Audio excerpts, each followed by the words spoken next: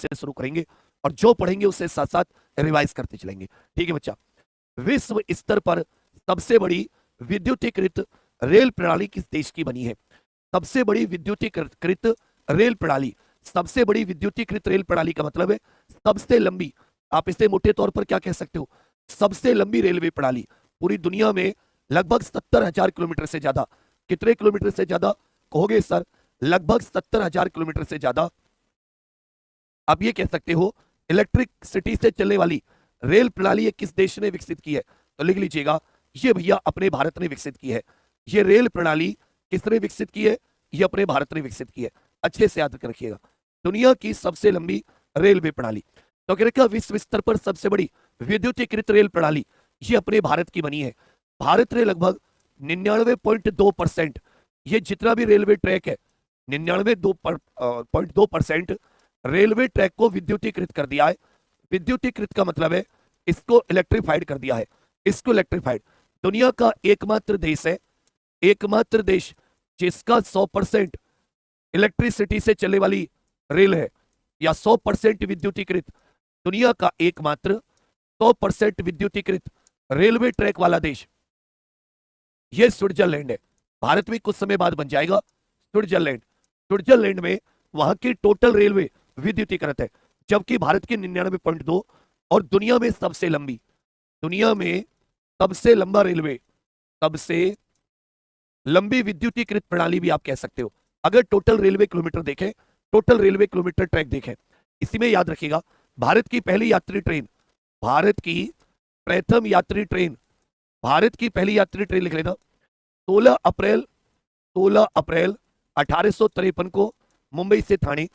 भारत की पहली विद्युत ट्रेन, भारत की पहली विद्युत ट्रेन, ये भी पूछ लेता है कई बार कि भारत की पहली विद्युत ट्रेन, इसी में नोट कर लीजिएगा 3 फरवरी 1925 को, 3 फरवरी 1925 को मुंबई के बांद्रा से कुर्ला चलाई गई थी। 3 फरवरी 1925 को मुंबई से कुर्ला, मुंबई बांद्रा से कुर्ला, ये भारत की पहली इलेक्ट्रिसिटी से चलने वाली या पहली विद्युत ट्रेन 3 फरवरी 1925 मुंबई से कुर्ला। और अभी भारत दुनिया का सबसे लंबी या सबसे बड़ी विद्युतीकृत रेल प्रणाली वाला देश बना है। क्लियर है? जबकि पहली प्रथम ट्रेन जो यात्री ट्रेन थी 16 अप्रैल 1853 डलहौजी के समय पर मुंबई से ठाणे के मध्य, मुंबई से ठाणे के मध्य। चलिए, पूछा है इंडस इंड फूड का 9वां संस्करण 8 से 10 जनवरी 2026 तक कहां आयोजित किया जाएगा? ये भारत की एक बड़ी फूड से जुड़ी हुई, खाद्य से जुड़ा हुआ सम्मेलन है या खाद्य से जुड़ा हुआ एक प्रकार का व्यापार मेला है। भारत का एक प्रकार से आप ये कह सकते हैं फूड से जुड़ा हुआ बड़ा व्यापार मेला है, जिसका नाम होता है इंडस इंड फूड, इंडस फूड 2026।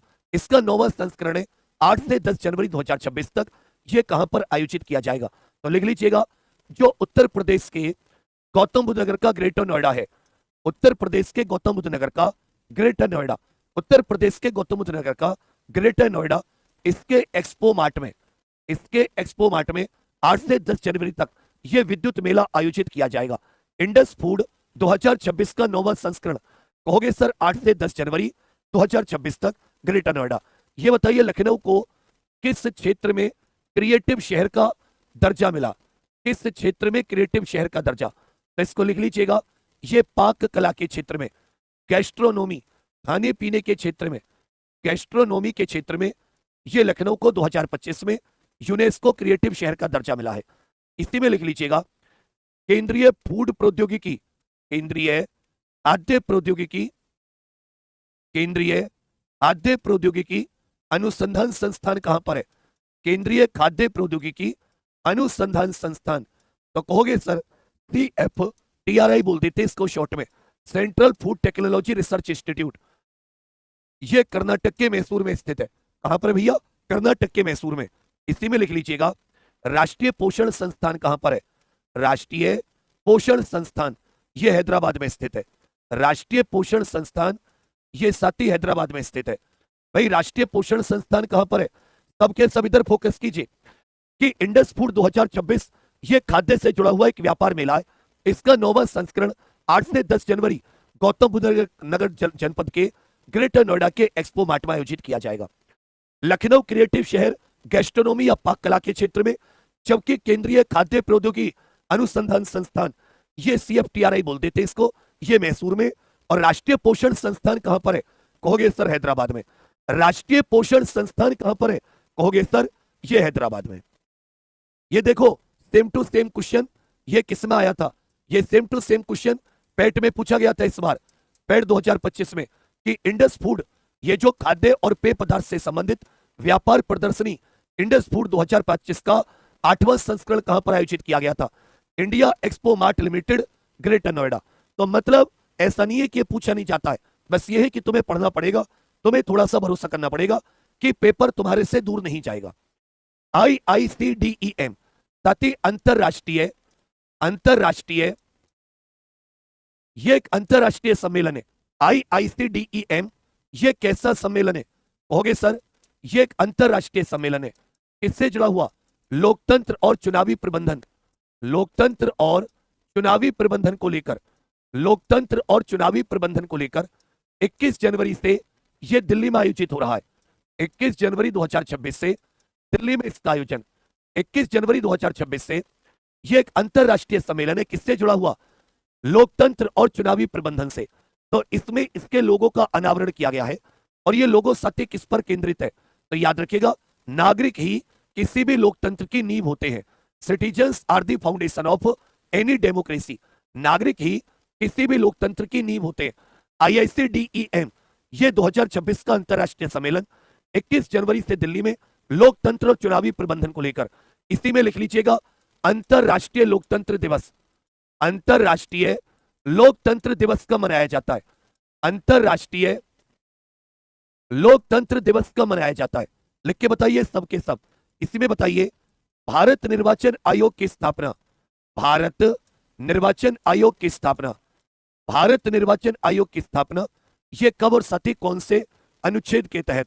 राष्ट्रीय मतदाता दिवस, राष्ट्रीय मतदाता दिवस, राष्ट्रीय मतदाता दिवस। तो लिख लेना इनको, राष्ट्रीय मतदाता दिवस ये 25 जनवरी, राष्ट्रीय मतदाता दिवस 25 जनवरी। भारत निर्वाचन आयोग अनुच्छेद 324 25 जनवरी 1950 को गठन, 25 जनवरी। और अंतरराष्ट्रीय लोकतंत्र दिवस ये 15 सितंबर को मनाया जाता है। अंतरराष्ट्रीय लोकतंत्र दिवस कब मनाया जाता है? सबके सब बताइए। अंतरराष्ट्रीय लोकतंत्र दिवस कहोगे सर 15 सितंबर। अंतरराष्ट्रीय लोकतंत्र दिवस 15 सितंबर। जबकि भारत निर्वाचन आयोग अनुच्छेद 300 जिसको केंद्रीय चुनाव आयोग भी कहते हैं, केचुआ, अनुच्छेद 324 25 जनवरी 1950 को गठन। इसलिए 25 जनवरी को क्या मनाते हैं? राष्ट्रीय मतदाता दिवस। ये बताइए ईवीएम का पहली बार प्रयोग, ईवीएम का पहला प्रयोग किस राज्य के चुनाव में किया गया था? तो 1982 केरल के चुनाव में, 1982 केरल के चुनाव में। और महिलाओं को वोट देने का अधिकार देने वाला, महिलाओं को वोट का अधिकार देने वाला, महिलाओं को वोट का अधिकार देने वाला पहला देश ये न्यूजीलैंड बना था। महिलाओं को वोट का अधिकार देने वाला दुनिया का पहला देश, याद रखिएगा, न्यूजीलैंड।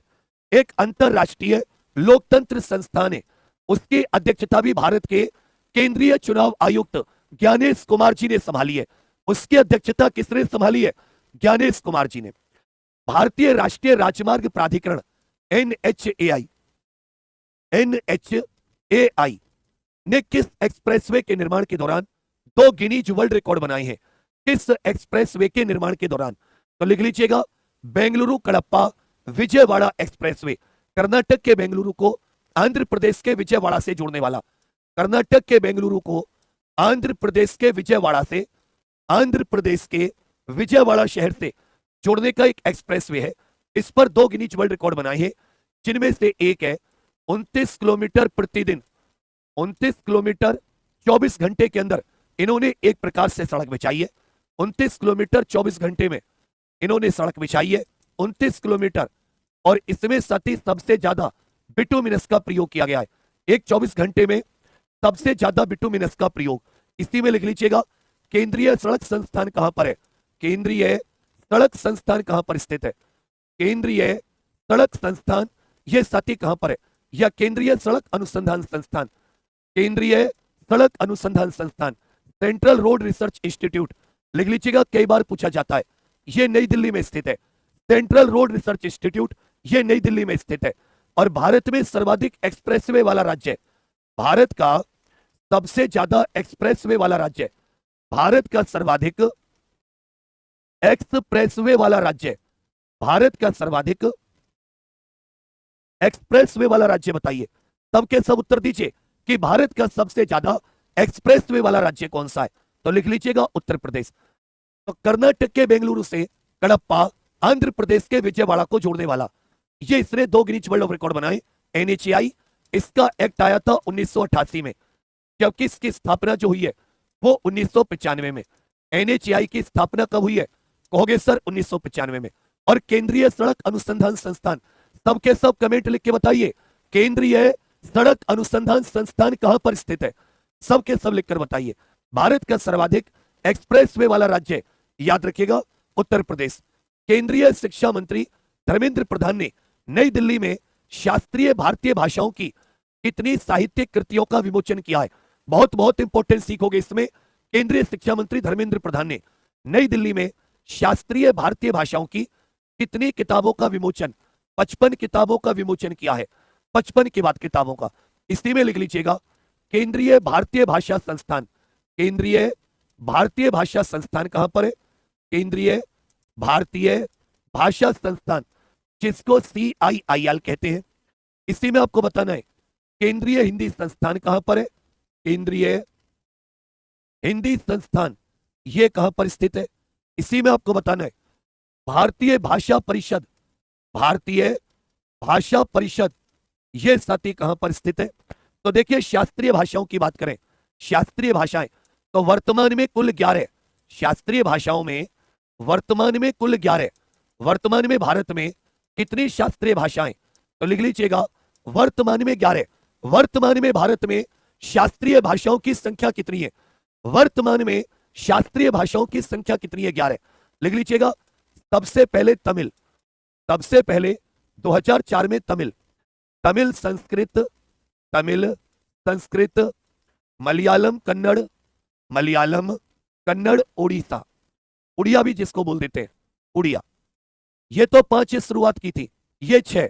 इसमें कौन सी रह गई?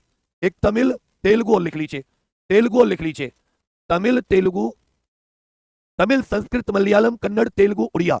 उसके बाद में 2024 में ये 5 को और दर्जा दिया गया था, 5 को।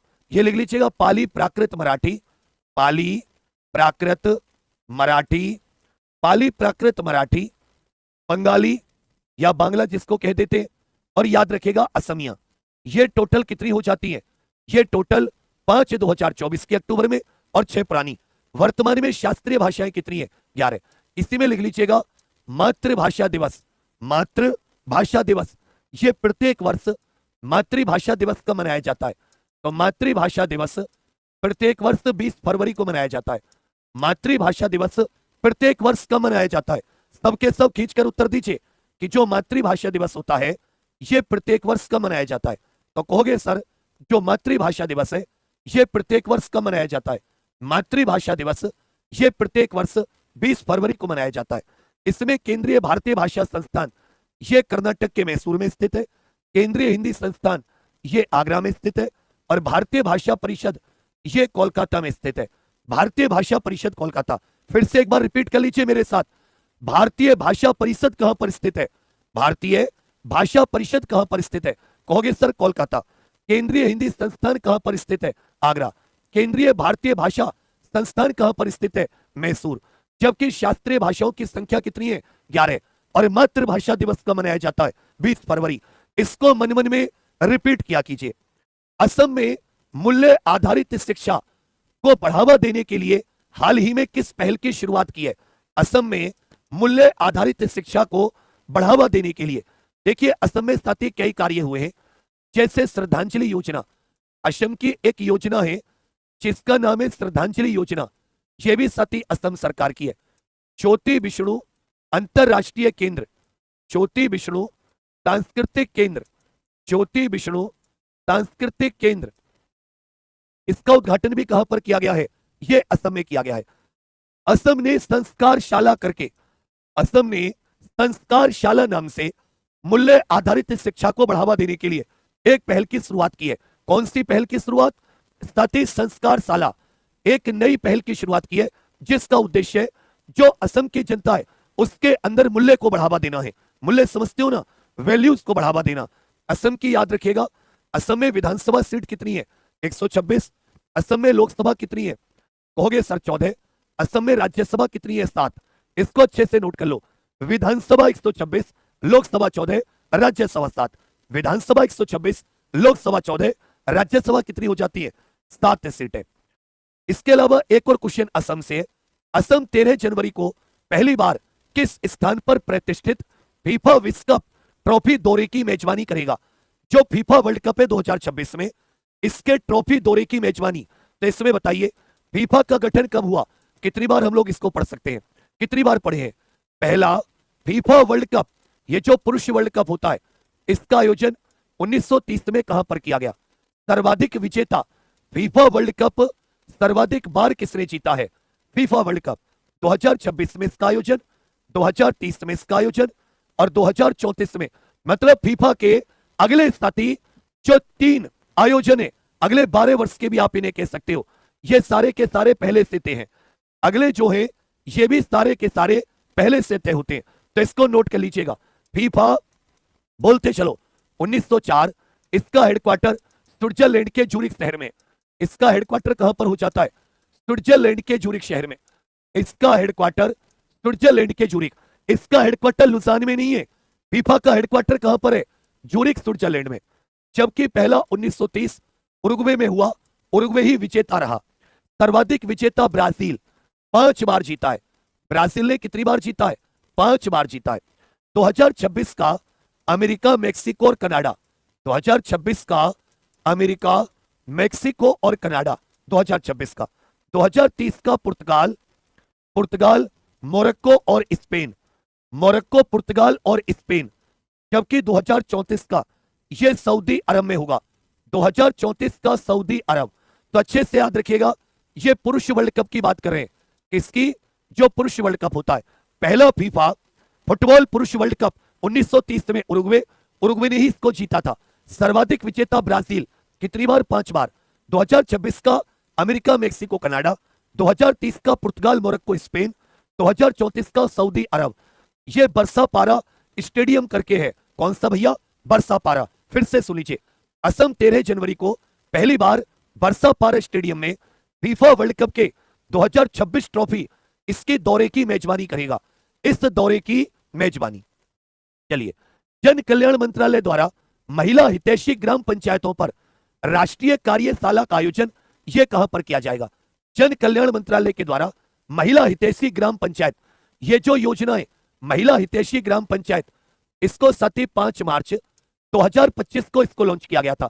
लिख के बताइए, महिला हितैषी कार्यशाला या महिला हितैषी ग्राम पंचायतों को यह कब लॉन्च किया गया था? कहोगे सर 5 मार्च 2025।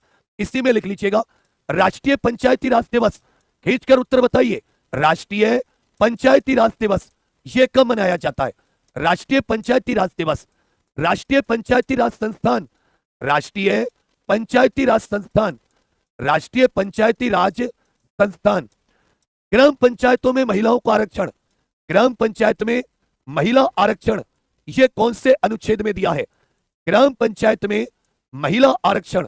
इसी में पूछा जो नगर पालिका होती है, नगर स्वशासन में महिला आरक्षण कौन से अनुच्छेद में?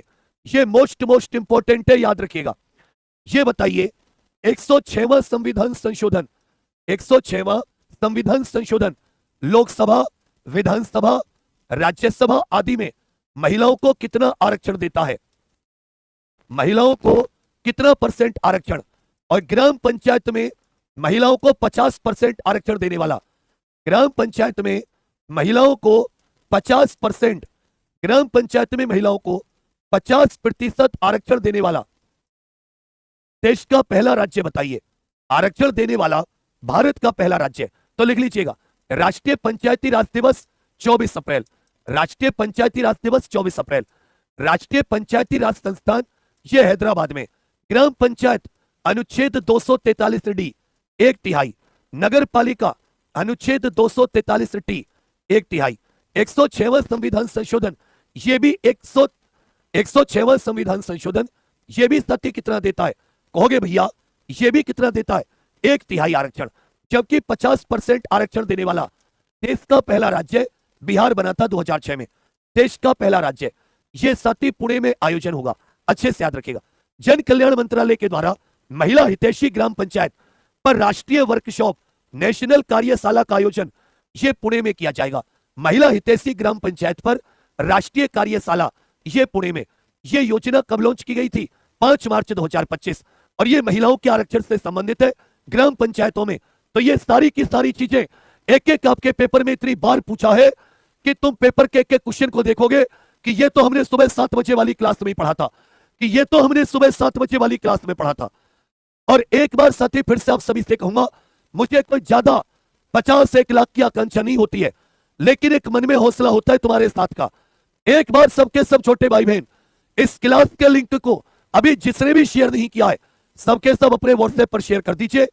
आज सबके सब साथी याद रखना कि असफलता एक चुनौती है, स्वीकार करो, क्या कमी रह गई देखो और सुधार करो। जब तगने सफल हो, नींद चैन को त्यागो तुम, संघर्ष का मैदान छोड़ मत भागो तुम। कुछ किए बिना ही जयकार नहीं होती, कोशिश करने वालों की, मेहनत करने वालों की कभी हार नहीं होती। बहुत शाबाश।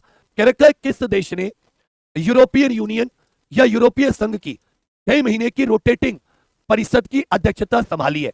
तो ये साइप्रस है। कौन सा देश है भैया? साइप्रस देश है जिसने यूरोपीय संघ की 6 महीने की रोटेटिंग परिषद की अध्यक्षता संभाली है। साइप्रस। साइप्रस की राजधानी लिख लीजिएगा, निकोसिया। साइप्रस की राजधानी क्या है? निकोसिया। निकोसिया। मुद्रा हो जाती है यूरो, मुद्रा हो जाती है यूरो। ये बताइए यूरोपियन यूनियन में कितने सदस्य देश हैं? ये भी बताइए यूरो जोन, इसमें साथी कितने सदस्य देश हैं जिनकी मुद्रा यूरो है? यूरो जोन का सबसे नया सदस्य, यूरो जोन का नया सदस्य कौन बना है? यूरो जोन का। तो याद रखिएगा यूरो जोन का 21वां नया सदस्य यह बुल्गारिया बना है। 21वां नया सदस्य बुल्गारिया, जबकि 27 देशों का संगठन है यूरोपियन यूनियन। यह 27 देशों का संगठन है। यूरो मुद्रा वाले कुल 21 देश है।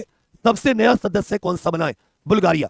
जबकि यूरोपियन संघ की 6 महीने की घूमने वाली अध्यक्षता यह साइप्रस ने संभाली है। साइप्रस की राजधानी निकोसिया और मुद्रा हो जाती है यूरो। साइप्रस की राजधानी क्या हो जाती है? निकोसिया। और साइप्रस की मुद्रा क्या हो जाती है? कहोगे सर यूरो। किस राज्य में 69वें राष्ट्रीय स्कूल खेलों का आयोजन किया जा रहा है? 69वें राष्ट्रीय स्कूल खेलों का आयोजन, पहली बात यह समझिए, यह किसी एक राज्य में नहीं है, ये अलग अलग राज्यों को अलग अलग प्रतियोगिताएं दी गई हैं। अलग अलग राज्यों को अलग अलग प्रतियोगिता। ये जम्मू कश्मीर में भी हुए, ये श्रीनगर में भी हुए, अतः जम्मू कश्मीर में भी, अरुणाचल प्रदेश में भी, हरियाणा में भी, नई दिल्ली में भी। और इसकी जूडो और गटका की प्रतियोगिता, जूडो और गटका, ये साथी पंजाब में। तो ऐसे लिख लीजिएगा, जूडो और गटका की प्रतियोगिता, जूडो गटका, ये जनवरी 2026 में, जनवरी 2026 में ये पंजाब में, जनवरी 2026 में कहां पर? पंजाब में। 69वें राष्ट्रीय स्कूल खेल, इसमें एक पॉइंट और, ये साथी जम्मू कश्मीर के श्रीनगर में भी हुए और ये 2025 से जारी है। ये अरुणाचल प्रदेश के ईटानगर में भी हुए, अरुणाचल प्रदेश के ईटानगर में भी हुए हैं। अरुणाचल प्रदेश की राजधानी ईटानगर, ये हरियाणा के भी कई शहरों में, हरियाणा के भी कई शहरों में, और ये साथी पंजाब के लुधियाना इत्यादि में भी, पंजाब के लुधियाना। लेकिन यहां पर जूडो और गटका की प्रतियोगिता, जूडो और गटका की प्रतियोगिता पूछा है। बर्मिंघम में आयोजित British junior open squash championship 2026 में अनाहत सिंह ने किस कैटेगरी में सिल्वर मेडल जीता है? यह बहुत इंपॉर्टेंट क्वेश्चन है, इनके बारे में 110% पूछेगा। अनाहत सिंह ये स्क्वैश खिलाड़ी है, ये भारत की स्क्वैश खिलाड़ी है। ये किस खेल से संबंधित है? स्क्वैश खिलाड़ी। इनकी टीम ने हाल ही में, याद रखिएगा, चेन्नई में आयोजित पहला स्क्वैश वर्ल्ड कप भी जीता है। पहला स्क्वैश वर्ल्ड कप ये भारत ने जीता है, पहला स्क्वैश वर्ल्ड कप। तो जो टीम ने पहला स्क्वैश वर्ल्ड कप जीता है वो याद रखिएगा स्क्वैश वर्ल्ड कप जीता है, उसके एक सदस्य भी हैं। तो अनाहत सिंह ने अभी हाल ही में ये इंग्लैंड के बर्मिंघम में आयोजित British junior open squash championship के अंडर 19 कैटेगरी में सिल्वर या रजत पदक जीता है। सिल्वर मेडल सेकंड स्थान पर रही हैं। इन्होंने भैया रजत पदक जीता है, अच्छे से याद रखेगा। अनाहत सिंह ने किस आयु वर्ग में under 19 British junior open squash championship, British junior open squash championship में अनाहत सिंह ने